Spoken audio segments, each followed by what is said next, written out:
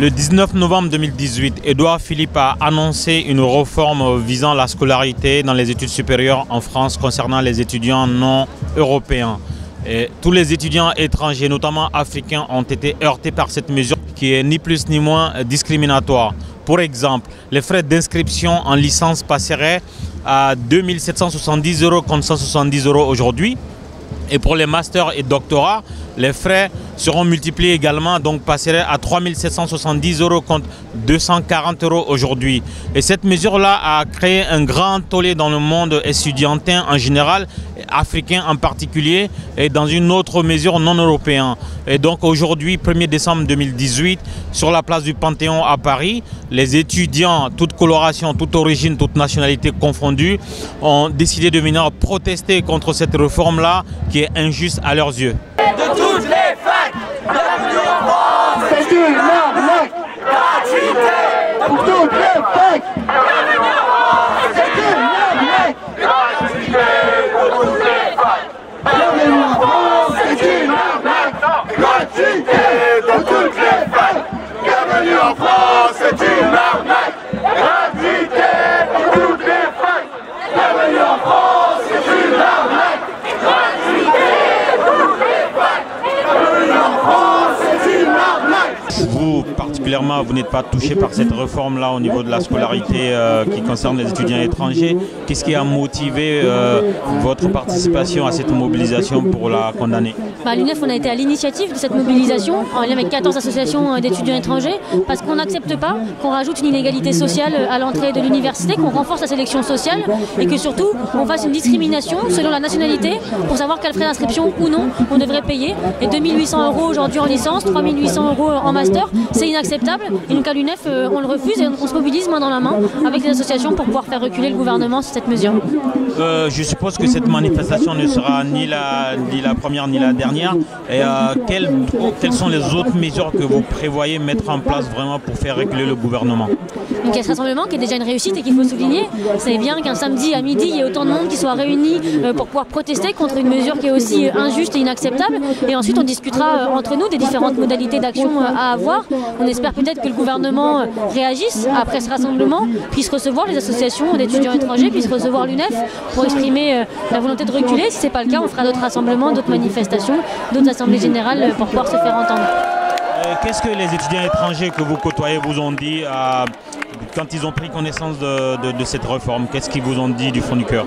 Ils sont inquiets, ils sont particulièrement inquiets, ils ne savent pas comment ils vont pouvoir continuer leur scolarité, ils ne savent même pas pour certains comment ils vont pouvoir la commencer parce qu'ils ne sont pas forcément encore en France. Et donc c'est effectivement une inquiétude et un désarroi qui s'exprime de leur côté, mais ils sont aussi combatifs et ils veulent faire en sorte simplement de faire reculer le ministère en lien avec les associations pour faire en sorte que ça ne se passe pas et qu'ils puissent continuer à faire des études dans les meilleures conditions possibles.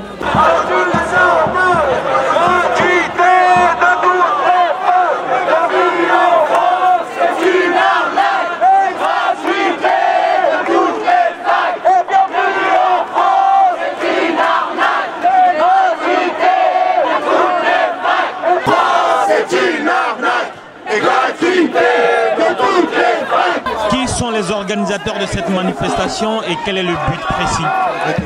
Alors, les organisateurs de cette manifestation, c'est un collectif d'étudiants étrangers originaires de plusieurs pays, dont le Mali, la Guinée, le Sénégal, le Gabon, le Niger, l'Algérie, et aussi avec l'UNEF, qui est un syndicat étudiant français qui est engagé résolument contre la lutte des discriminations qui sont opérées au niveau des écoles, au niveau des universités, en ce qui concerne l'égalité sociale entre quelle que soit l'origine des étudiants étrangers. Donc c'est partant de la déclaration faite par le Premier ministre sur l'attractivité de la France qu'a eu donc cet élan d'organisation et de solidarité de toutes ces organisations pour monter un bloc et dire non à cette mesure qui est à la fois inégalitaire, discriminatoire.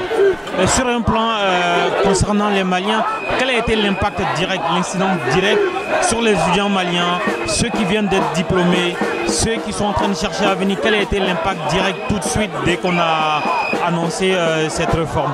Alors la mesure immédiatement, l'impact immédiat de la mesure a été tout de suite de changer au niveau de Campus France, parce qu'actuellement si on va sur la plateforme Campus France, on voit tout de suite que la mesure a été appliquée immédiatement, parce que c'est une réglementation, donc elle est à effet immédiat.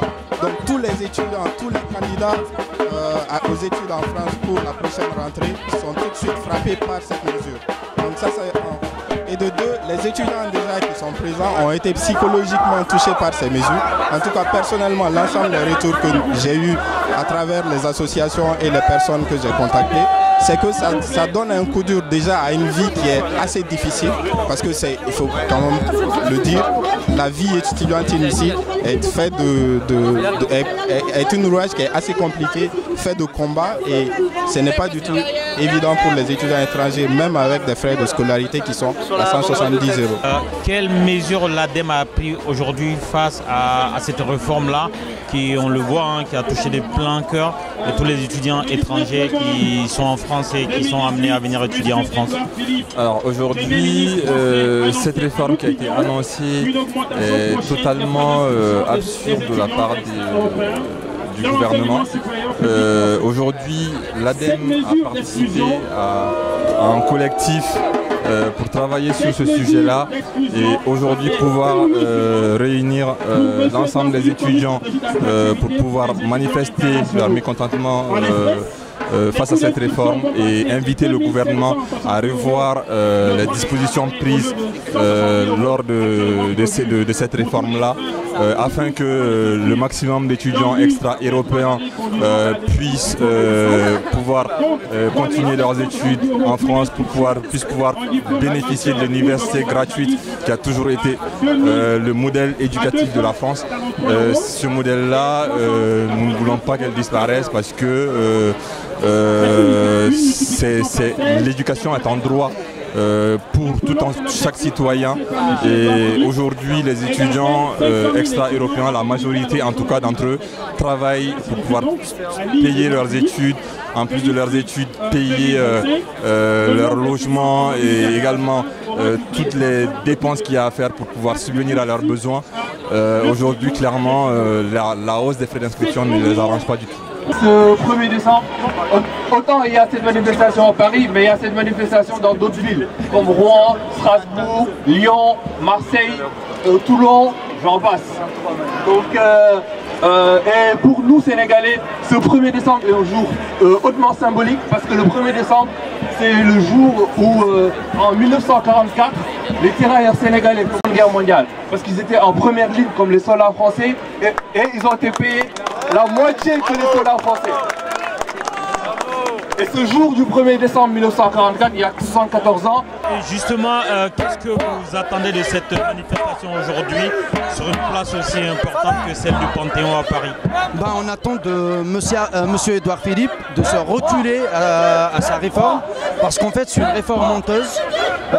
C'est juste qu'il voulait vraiment mettre des frontières aux étrangers. Il voulait clairement nous dire, étrangers, restez chez vous. Et en plus, ce que touche cette réforme, qui sont les gens que touche cette réforme, c'est bien les Africains. Quels que soient Algériens, Maliens, Tunisiens, Marocains, Congolais, Togolais et tout. Parce que vous savez pourquoi? Les Africains, en fait, on est pauvres. Déjà le SMIC pour un Africain, c'est 15 fois plus. Je sais pas.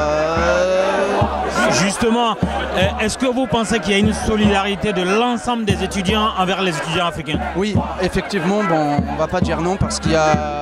Oui, on a beaucoup d'étudiants français, ils sont vraiment avec nous, ils dorment avec nous, et voilà, vraiment ils disent non à cette décision honteuse. Qu'est-ce qui a motivé votre participation à cette manifestation de dénonciation? En fait, il nous semble normal de participer justement comme il dit cette solidarité aux étudiants étrangers qui font preuve d'autant de capacité à faire des études en France que les Français. Et il n'est pas normal en fait qu'il y ait une égalité entre les étrangers et les Français pour les inclusions en fac. Comment les autorités françaises justifient cette discrimination au niveau des frais de scolarité en France? Alors, en fait, il l'a justifié par le fait de manque de moyens dans les universités. C'est pas les étrangers de payer plus que les Français parce qu'ils sont étrangers. C'est une autre discrimination sociale. Engagés comme nous sommes, nous envoyons ces messages jusqu'à Matignon. Reculez, reculez. Car regardez, sur la place du Panthéon aujourd'hui, ce 1er décembre. Avec les étrangers,